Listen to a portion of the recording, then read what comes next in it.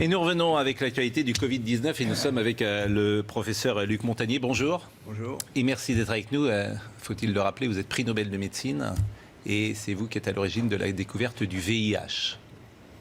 Bon, c'est une longue histoire, mais intéressante aussi pour l'actualité, parce qu'on a une expérience de choses qui se sont passées, qui ont été très difficiles à contrôler là-bas à ce moment-là. Et ce qui a permis de trouver la vérité, c'est comme aujourd'hui. Alors ce qui m'intéresse ce matin, c'est que vous travaillez en ce moment sur le virus. Je travaille, mais pas forcément au labo, puisque on travaille sur ordinateur avec un collègue, et puis c'est tout. On n'a pas d'expérience, on peut dire, mais l'expérience vient de la maladie elle-même, de toutes les mesures qui sont faites actuellement dans les laboratoires sur les patients. Et vous êtes arrivé à certaines conclusions. Alors, nous sommes arrivés à la conclusion qu'effectivement, il y avait eu une manipulation au sujet de ce virus. C'est-à-dire ? Eh bien, qu'une partie, je ne dis pas le total, n'est-ce pas, mais il y a un modèle qui est évidemment le virus classique. Et là, c'était un modèle surtout venant de la chauve-souris. Mais à ce modèle, on a par-dessus ajouté des séquences, notamment du VIH, le virus du sida. Mais quand vous dites « on a ajouté », qui a ajouté ? Moi, je ne sais pas. Mais c'est pas naturel, c'est ce que vous voulez dire ? Non, ce n'est pas naturel. C'était un travail de professionnel, un travail de biologiste moléculaire. C'est un travail très minutieux. On peut dire d'horloger, on peut dire au niveau des séquences. Mais dans quel but ? Dans quel but, ça n'est pas clair. Moi, j'expose, si vous voulez, mon travail, c'est d'exposer les faits, c'est tout. Je n'accuse personne, je ne sais pas qui a fait ça et pourquoi. La possibilité, c'est peut-être que ils ont voulu faire, on ne sait pas, on a voulu faire un vaccin contre le sida. Donc on a pris des petites séquences du virus et on les a installées dans la séquence plus grande du coronavirus. Alors je suis pas sûr de comprendre tout ce que vous dites. C'est-à-dire que dans ce virus, il y a une part de VIH ? Voilà, c'est ça. Le matériel génétique du virus, c'est un long ruban d'ARN, n'est-ce pas ? Comme de l'ADN, mais c'est de l'ARN. Et dans ce long ruban, à une certaine place, on a fixé des séquences petites de VIH. Mais ces séquences petites ne sont pas petites pour ne rien vouloir dire. Elles ont la possibilité de modifier, par exemple, ce qu'on appelle des sites antigéniques. C'est-à-dire, si on veut faire un vaccin, on peut très bien modifier la protéine qui est exposée pour le vaccin par une petite séquence venant d'un autre virus. Mais vous êtes certain de ça? Parce qu'on a dit que le bruit a couru, que c'était d'une origine humaine, finalement. Et ça a été ensuite réfuté par la plupart des autorités scientifiques, quand même. Il y a quand même une volonté d'étouffement, si vous voulez. Les travaux, nous ne sommes pas les premiers. Un groupe de chercheurs indiens, très, très renommés, avait publié la même chose. On les a forcés à rétracter. Et on les a forcés comment? C'est-à-dire, c'est annulé. Il y a, si vous regardez leur publication, vous avez une grande bande annulée parce que... Mais ce que vous dites là, la plupart des scientifiques disent le contraire, hein, quand même. Hein. De moins en moins. De moins en moins. Si vous voulez, ceci est arrivé au début de cette année et on voit de plus en plus de travaux qui suggèrent. Mais moi, je suis, on peut dire, hors d'âge. Je suis prix Nobel et je peux travailler librement. J'ai donc aucune pression sur moi qui peut agir. Ce que vous dites, je fais le lien avec ce qu'a dit le président Emmanuel Macron, qui évidemment a un devoir de réserve infiniment plus important que vous, par définition. Et qu'a-t-il déclaré au Financial Times? Il a dit « Il y a manifestement des choses qui se sont passées qu'on ne sait pas ». Bon, ça c'est le premier lien que je fais.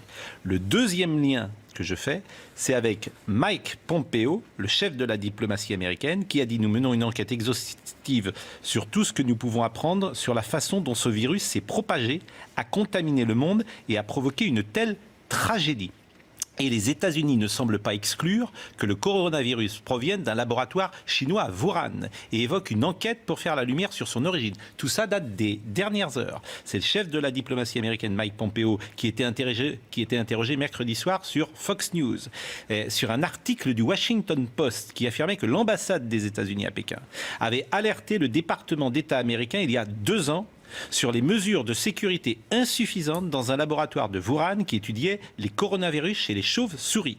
Monsieur Pompeo a été questionné également sur les informations de Fox News selon lesquelles plusieurs sources pensent désormais que le Covid-19 actuel signalé pour la première fois justement à Wuhan en décembre émane de ce même laboratoire, même s'il s'agirait bien d'un virus naturel, pas d'un agent pathogène créé par les Chinois, et que sa fuite ne serait pas volontaire mais due au mauvais protocole de sécurité.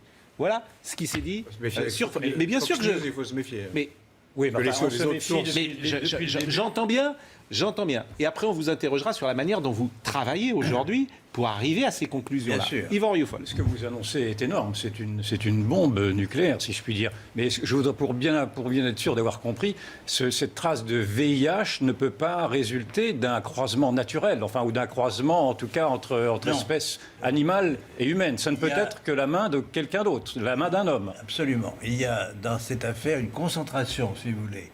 Vous avez un long ruban, il y a 30 000 bases, si vous voulez, 30 000 signes qui portent le matériel génétique. Et tout est concentré dans les 30 000, dans 1000 bases, même moins de 1000 bases. Donc, qui a attaché des petits morceaux, il y a une partie de ce génome donc, qui est faite en fait du VIH. Mais est-ce que, par exemple, il y a une majorité de séquences du VIH. Comment est-ce qu'on le voit ? Oui. Ça se voit comment ? Par la séquence. On a un matériel très simple. C'est un système informatique qui permet de repérer une séquence que vous cherchez.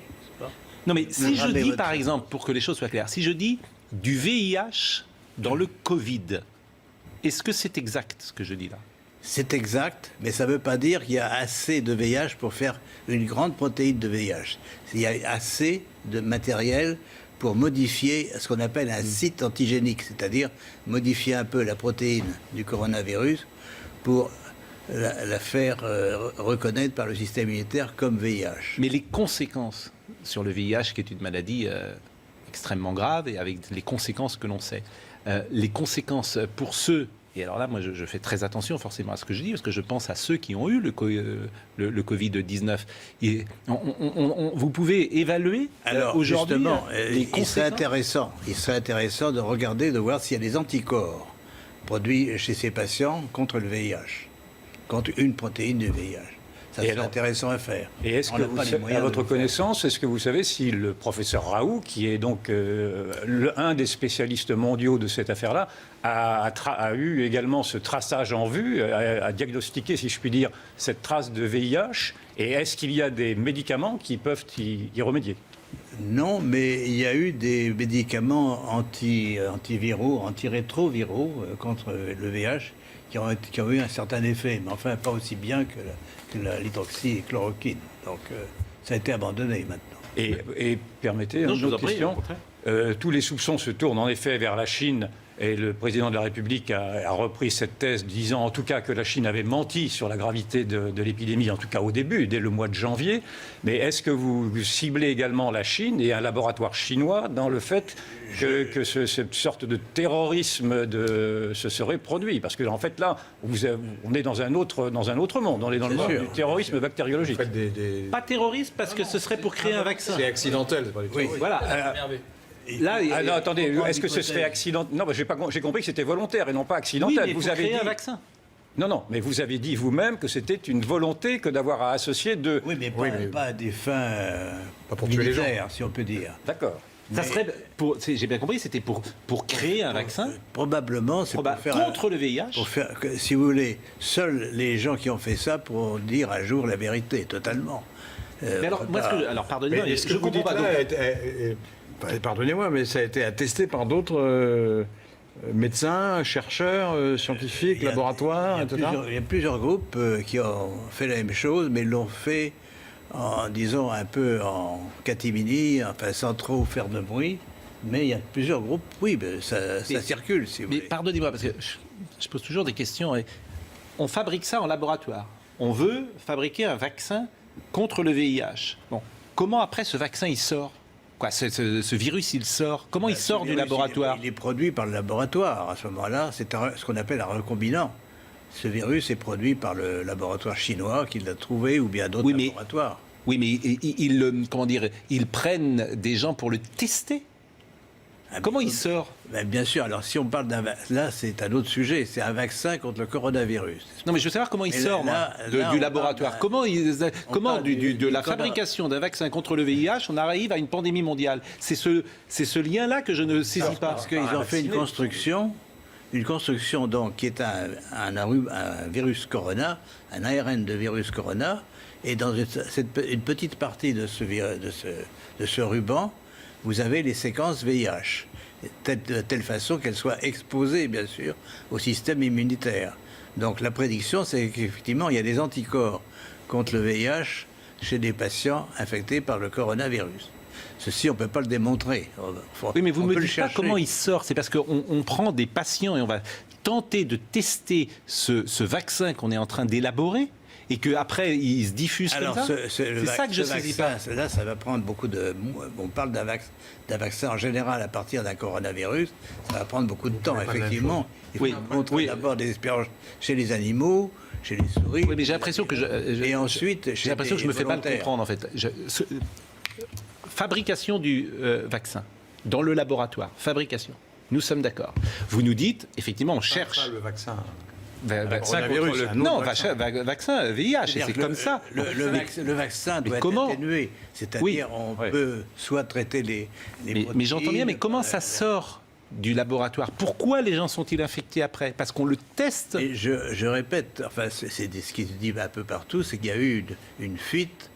La construction virale s'est échappée du laboratoire de Wuhan. Mais une fuite, ça veut dire quoi? Comment elle peut s'échapper? C'est ça, une fuite. C'est quoi une fuite? Elle peut s'échapper volontairement ou involontairement? Involontairement. Non, involontairement, mais comment?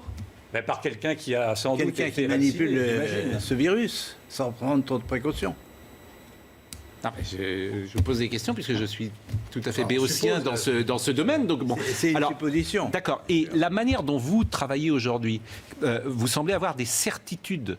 Donc Alors, où vous travaillez aujourd'hui? Oui, on travaille sur les séquences. C'est pas ce qui est fondamental, c'est les séquences. Et je peux revenir un petit peu en arrière puisque l'histoire du sida se répète à ce moment. Enfin, de l'origine du virus du sida se répète un peu aujourd'hui. Alors à l'époque, il y avait plusieurs laboratoires qui travaillaient sur le virus, dont le mien, à l'Institut Pasteur. Il y avait un laboratoire américain dirigé par le professeur Gallo, n'est-ce pas? Et il s'est démontré par les séquences que le virus que j'avais envoyé au docteur Gallo a été rebaptisé par un autre nom, mais c'était le même virus. Pourquoi le même virus? Parce que les séquences étaient identiques. Et il faut bien voir que les virus, c'est des agents qui varient tout le temps, n'est-ce pas?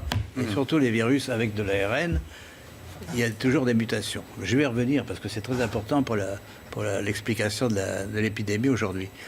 Mais donc, à l'époque, on a eu la démonstration, l'Institut Pasteur a démontré que la séquence qui était celle du virus isolé à l'Institut Pasteur et celle du virus américain était la même, absolument la même, caractère par caractère. Donc là, on a déjà, si vous voulez, la biologie moléculaire, par les séquences, peut dire si un virus est identique à un autre ou non.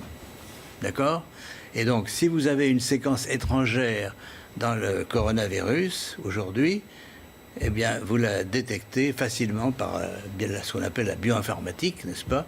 Et pourquoi on ne le fait pas, ça? Et pourquoi ça n'a pas été fait? Pourquoi ça n'a pas été fait? C'est ça que je sais pas. Parce que c'est de la biologie moléculaire. Alors, nous sommes un petit groupe qui travaille là-dessus depuis longtemps, mais on n'est pas les seuls. Je répète, les Indiens ont trouvé la même chose et l'ont publié, et on leur demandé de rétracter ensuite.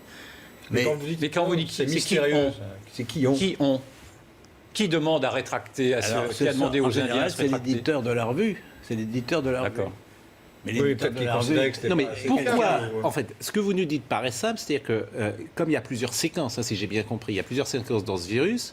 Par définition, ces séquences ont artificiellement été mises en place dans ce virus. On est toujours d'accord, et que ça se voit pour n'importe quel virologue va le voir immédiatement. Alors, Bon, si ça vous paraît voulez- simple. Donc pourquoi personne ne dit attention, ce virus, il n'est pas naturel. Il y a quelque chose qui a été fabriqué. Il y a quelque chose d'artificiel là-dedans. Et pourquoi personne ne le dit? Alors, il y a une réponse a été mauvaise dit un là-dessus, c'est que ces séquences sont courtes. Et certains disent, elles sont trop courtes, c'est le hasard, etc., etc.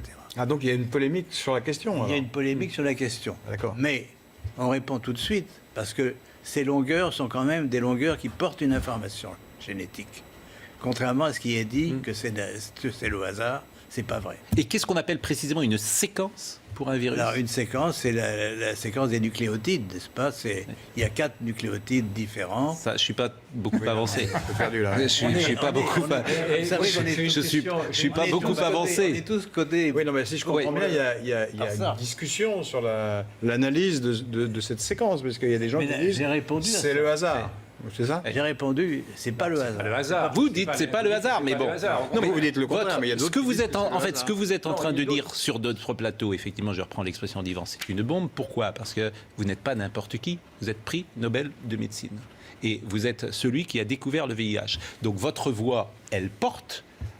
Forcément, et il va avoir des conséquences de ce que nous sommes en train de dire là. Le Bien professeur sûr, je Delfrécy, prends par mes exemple, responsabilités, j'ai pensé qu'il fallait effectivement que j'en parle une fois qu'on a été sûr.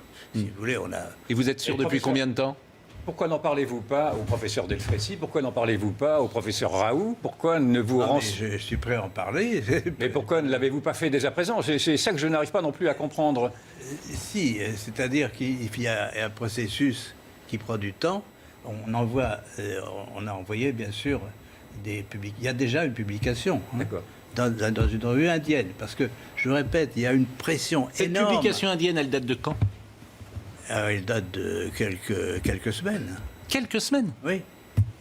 Et vous dites qu'il y a une pression énorme. Il y a une pression énorme pour que tout ce qui est elle vient sur d'où, l'origine cette du pression virus, c'est le blackout, n'est-ce Mais pas? pourquoi il y a C'est cette pression? la Chine, c'est la Chine posez la qui question. impose ce blackout? C'est la Chine, c'est le gouvernement chinois actuellement qui veut maintenant poser sa signature, si vous voulez, sur tout ce qui est produit en Chine sur l'origine du virus. Mais il ne peut pas contrôler le monde entier, bien sûr. Donc nous sommes en dehors de la Chine. D'ailleurs, on pense que la Chine est aussi une victime dans cette affaire, par la fuite, par l'échappement du monstre qu'ils ont créé. Donc, si vous voulez, mais la mon Chine- rôle n'est pas Mais d'évaluer les la Chine a responsabilités. identifié ce qu'elle a créé. La Chine sait en fait ce qu'elle a créé. La Chine, sa version officielle, le virus vient du marché aux poissons de Wuhan. Ce qui ne serait pas vrai, donc. Voilà. Donc ce qui ne serait pas vrai. Ben non, Ouais. c'est pas. Et si vous tout à montrez fait le pensé. séquençage que vous avez fait là, à n'importe quel spécialiste, il va dire oui, effectivement. Ah oui, c'est. Ça, vous êtes sûr de ça? Ah oui, c'est pour ça. Mais que il peut maintenant, avoir une pression de l'OMS, par exemple? il peut y avoir une pression de tous les organismes mondiaux ou nationaux qui ont un intérêt à cacher la vérité. Quel dans intérêt cette ils auraient à affaire. cacher les choses? Parce que les Chinois, on peut le comprendre, mais les autres? Je ne sais pas. Et vous connaissez beaucoup de grands chercheurs. Vous leur en avez parlé. Vous leur avez envoyé vos études. J'ai envoyé, bien sûr, ces résultats à un certain nombre de collègues. Et ils répondent quoi? Ben, si vous voulez, c'est des faits, on ne peut pas les nier. Et sur Bon, la démarche je vous propose de marquer une pause. Et, Sur la démarche Ouais. scientifique elle-même, est-ce que vous trouvez rationnel d'avoir voulu associer à un moment donné, pour un chercheur, le Covid et le Le VIH, non, je trouve ça Le assez VIH. bizarre. si vous Bizarre, voulez. C'est d'accord. assez bizarre.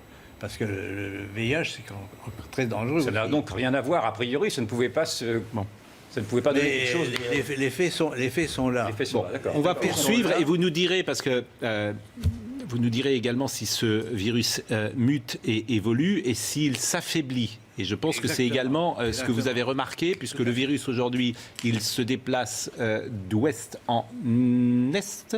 d'est en ouest, pardon, En ouest. d'est en ouest, En ouest. et il est aux États-Unis. Et vous avez remarqué qu'aux États-Unis, il est beaucoup plus faible et il a perdu d'une certaine manière sa virulence. Chez certains patients. Bon, à tout de suite. C'est dingue. Luc Montagny est avec nous ce matin. Vous avez déclenché évidemment quelque chose sur les réseaux sociaux d'absolument incroyable. Vous nous dites ce matin deux choses, que le Covid-19 a été artificiellement fabriqué dans un laboratoire de Wuhan à partir du virus d'origine. Et Il n'a pas dit ça. Hein. Il a supposé que c'était à Wuhan.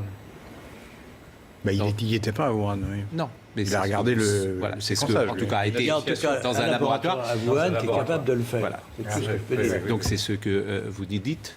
Et vous nous dites qu'il y aurait dans ce virus une part de VIH. Vous avez déclenché évidemment une tonne de réactions. Parmi celles-là, d'ailleurs très simples, les gens se posent des questions très simples. Est-ce que le fait d'avoir des segments du VIH dans le Covid-19 on pourrait le transmettre sexuellement? Je ne crois pas. Je pense que ce virus est quand même essentiellement un coronavirus, n'est-ce pas? Donc il se transmet par la voie respiratoire. Donc ça reste un virus respiratoire, même s'il a été fabriqué tel que vous l'avez dit Oui, tout à parce l'heure. que je répète, les séquences de VIH sont très petites, minoritaires, par l'ensemble des gènes, dans l'ensemble des gènes du coronavirus. Et elles n'ont pas les mêmes conséquences que le VIH lui-même. Ça, a priori, c'est ce que vous disiez aussi. Oui. Bon. Mais peut-être avec une réserve, c'est que si on travaille sur la protéine de surface d'un virus, on peut modifier son tropisme, c'est-à-dire il va attaquer d'autres types de cellules qu'au départ. Alors, l'omerta, est-ce qu'elle s'expliquerait, l'omerta Oui, je vous en prie. Il faudrait peut-être, avant d'élaborer sur cette information, connaître la réaction des milieux scientifiques les plus officiels. Quoi. Ils vont Qu'est-ce qu'ils venir, disent. ça va venir, j'imagine. C'est la première question que je me poserais, moi. Mais par définition, à l'heure à laquelle nous parlons, Oui. ces milieux sont en train peut-être de découvrir ce que vous dites. Nous avons Parce que s'ils l'ont caché, c'est intéressant. Nous avons les faits, et je répète, il y a une publication indienne au départ, mais qui a été supprimée par la pression de l'éditeur. Alors, je vais vous poser une question. D'abord, pardonnez-moi de vous poser des questions parfois qui peuvent être jugées un peu brutales, bien évidemment. Mais Vous savez, tout ça, on s'était posé aussi d'abord. bon, et il y a aussi une part de question de béotien, mais quand vous dites qu'il y a une sorte d'omerta, est-ce que l'omerta des pays, finalement, c'est parce que tout le monde fait la même chose?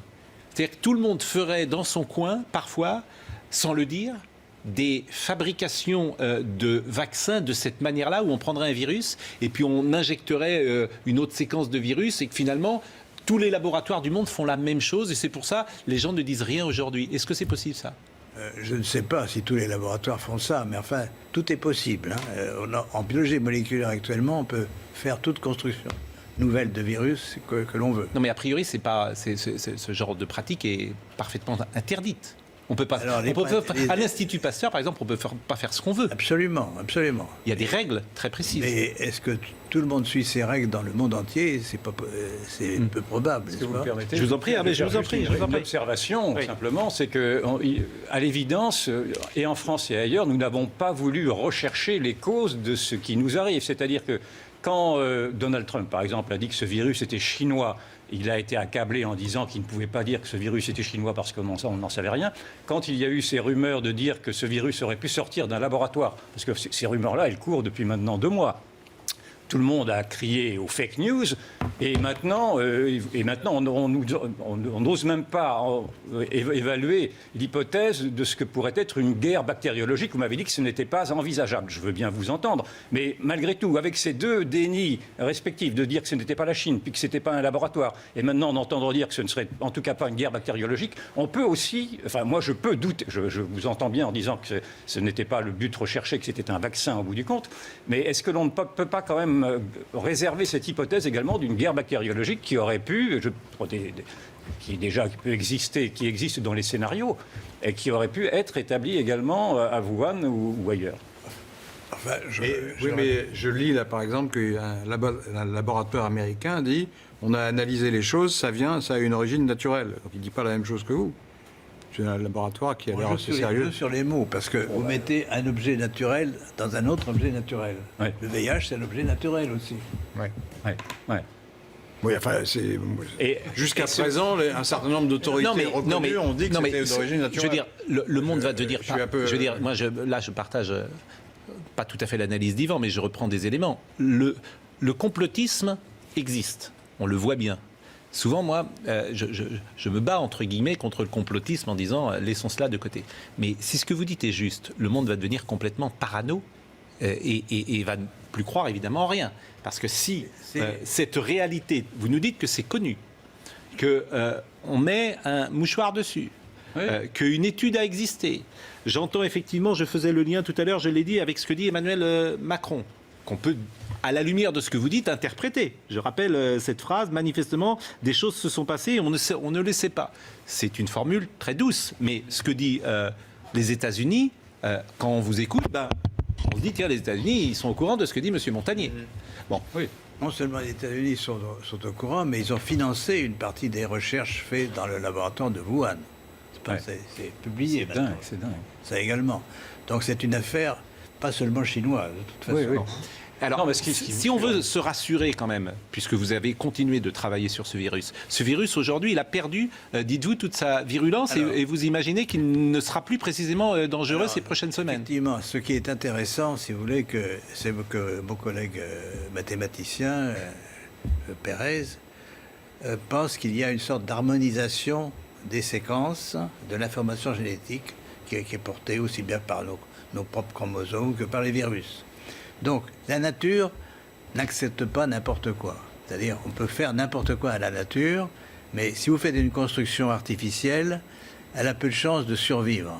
C'est-à-dire que la nature aime les choses harmonieuses, et ce qui n'est étranger, par exemple, un autre virus venant d'un autre virus, n'est pas bien toléré. Donc, ce qui se passe au fur et à mesure qu'il y a l'épidémie qui se développe, notamment aux États-Unis, où c'est le plus grand nombre de cas, il y a une évolution par des mutations, n'est-ce pas ? Les séquences vont muter. Muter, ça veut dire un nucléotide changé pour un autre, donc on modifie le code génétique, mais ça veut dire aussi des délétions, c'est-à-dire il y a des morceaux entiers du génome, et notamment, alors ce qui est extraordinaire, c'est que justement la région qui porte les séquences VIH mute beaucoup plus vite que les autres. Donc, et même elle disparaît par délétion. Donc on a des patients dont on a isolé le virus et fait la séquence du virus dans la partie ouest des États-Unis, à Seattle, et cette séquence est presque démolie et ne marche plus. Donc le VIH est parti. On peut penser, si le pouvoir pathogène nouveau, si vous voulez, du corona est lié à l'introduction de ces séquences, que ça va disparaître. C'est une lueur d'espoir. Je voulais juste réagir. Et à échéance de quoi il n'y a pas eu de déni. La preuve, ce qu'il y a, c'est que pour l'instant, les rumeurs qui avaient et qui étaient malheureusement, qui rencontraient la crédibilité, enfin, beaucoup de gens y croyaient, de quelque chose qui aurait été fabriqué, jusque-là, il n'y avait pas de preuve. Là, ce qu'apporte ce que dit Luc Montagnier, c'est intéressant. Moi, je suis incapable de dire si c'est effectivement la bonne hypothèse. Mais en tout cas, il y a une hypothèse. Mais avant, on n'était pas dans le déni, puisqu'il n'y avait pas de choses précises. On était dans le déni de dire que ça venait de la Chine. On était dans le déni de dire que c'était un virus parce chinois. que rappelez-vous des polémiques. Chacun sait que l'épidémie est née en Chine. De là, le traité, après à parler de virus chinois, c'est autre chose. Bah oui, le virus chinois, on parle pas comme ça. Mais que ça vienne de la Chine, personne n'a jamais contesté que ça venait de la Chine. La maladie est née en Chine. Il y a eu un manque de curiosité. Qu'est-ce que, Monsieur Montagnier, c'est pas des réflexes. Monsieur Montagnier, la parole de elle nous intéresse. Qu'est-ce qu'il faut faire aujourd'hui ? Qu'est-ce qu'il faut faire ? Eh bien, justement, faire l'analyse des séquences. Mais vous les avez faites, vous dites. Mais oui, mais ça change tout le temps, puisque tous les jours, il y a de nouveaux patients infectés. Donc, on doit suivre, si vous voulez, l'évolution génétique du virus par des prélèvements, donc des isolements de virus de patients, et faire le séquençage de ces virus. Et si ma prédiction est exacte, on va trouver de plus en plus de virus mutants, inactivés, et bien sûr, ça doit être lié, si mon hypothèse est exacte, à la perte des pouvoirs pathogènes de ce virus. Donc, les conséquences graves de l'infection vont disparaître. Donc vous Mais à parlez quelle là échéance d'hypothèse d'ailleurs, comme tous les Là, c'est scientifiques. une hein. hypothèse, c'est Tout une ce que vous nous hypothèse, dites ce mais- matin, c'est forcément une Mais hypothèse. c'est quand même basé sur Oui. une mesure d'évolution. On a des mesures du mois de mars, Oui. du mois de janvier, du mois Donc de c'est mars. des évolutions rapides. Voilà. L'analyse que vous avez faite sur le virus lui-même, c'était un travail très long à faire, très difficile. Non, l'analyse informatique est pas difficile. Alors du tout. pourquoi d'autres l'ont pas faite alors? Mais ça va venir, je pense. C'est pas parce que personne n'a mentionné pour l'instant. C'est une découverte de nous-mêmes d'ailleurs. C'est vous qui l'avez découvert. C'est nous qui l'avons Oui, d'accord, découvert. d'accord, ouais. Et en principe, si nous avons raison, ben, ça va augmenter. D'accord.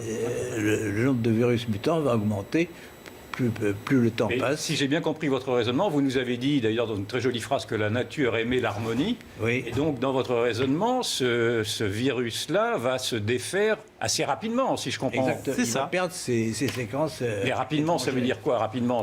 Pour vous, rapidement, c'est quoi? C'est en mois? C'est en année? Au fur des mesures des transmissions. Hein. C'est pour ça que l'épidémie nous apprend.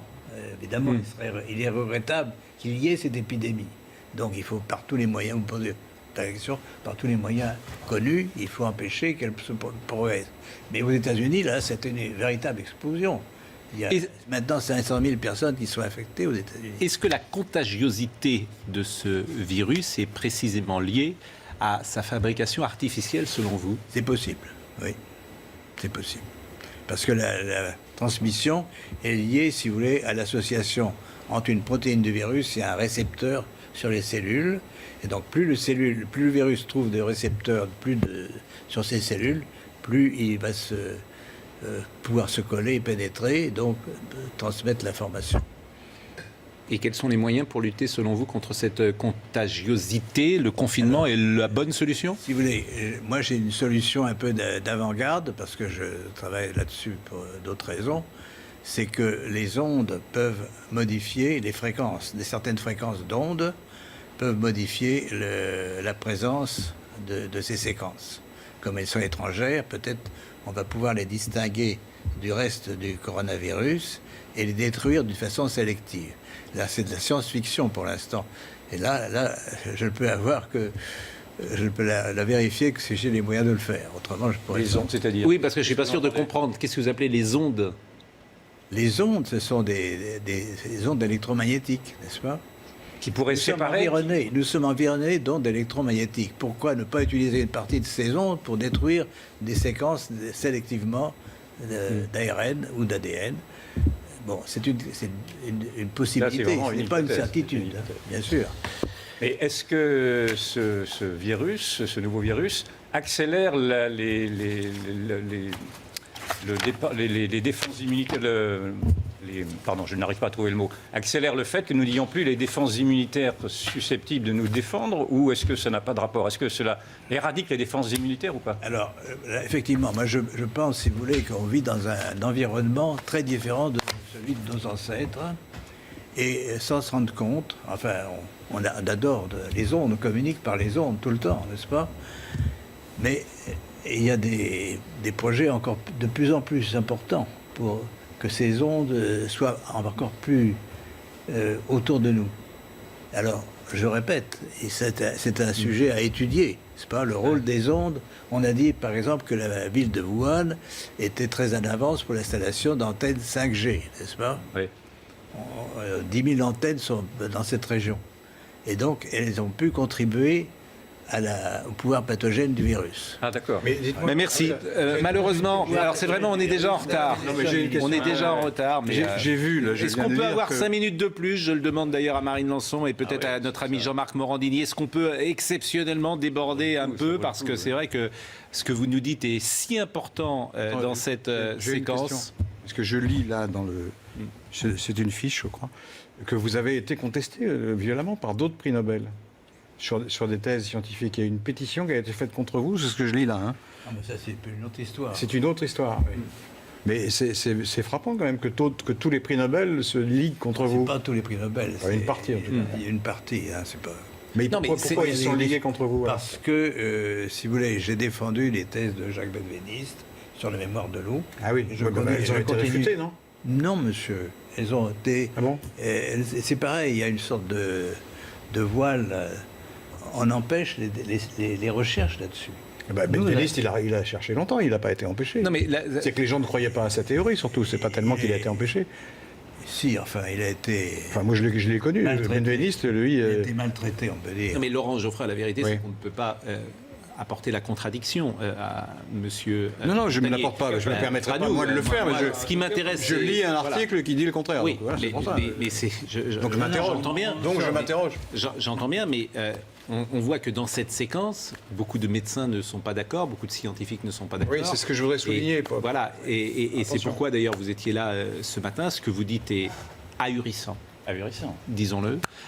Ce que vous dites est effectivement, et je vous remercie d'être venu sur le plateau de CNews nous l'avoir dit, mérite la contradiction, par définition, la contradiction Ce scientifique. que je viens de dire, c'est un article du Figaro. Ouais. Non, mais Je viens Non, de mais trouver ça dans le.